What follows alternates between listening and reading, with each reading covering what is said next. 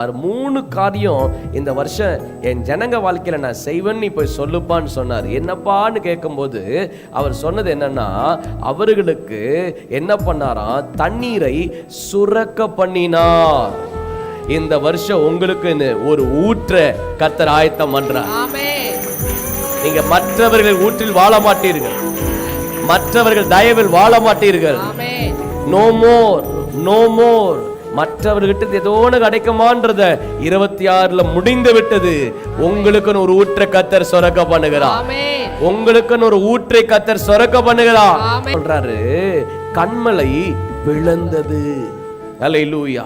இரண்டாவதாக கர்த்தர் இந்த வருஷம் என்ன சொல்லுகிறார்னா, தடைகள் எல்லாத்தையும் நான் உடைக்க போகிறேன்னு கர்த்தர் சொல்லுகிறார். எல்லா விதமான தடை, முக்கியமா உங்க ஆவிக்குரிய வாழ்க்கையில் இருக்கிற தடைகளை உடைப்பார்.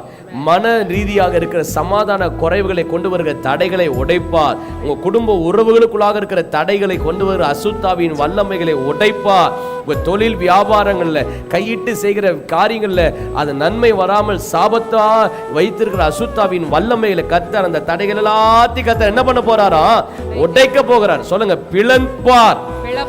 மூன்றாவது கர்த்தர் என்ன சொன்னார்னா, தண்ணீர் எப்படி வந்ததா, இனிமேல் உங்களுக்கு இந்த 2026ஆம் ஆண்டுல நன்மை எப்படி வரும்னா, ஓடி வரும், ஓடி வரும்.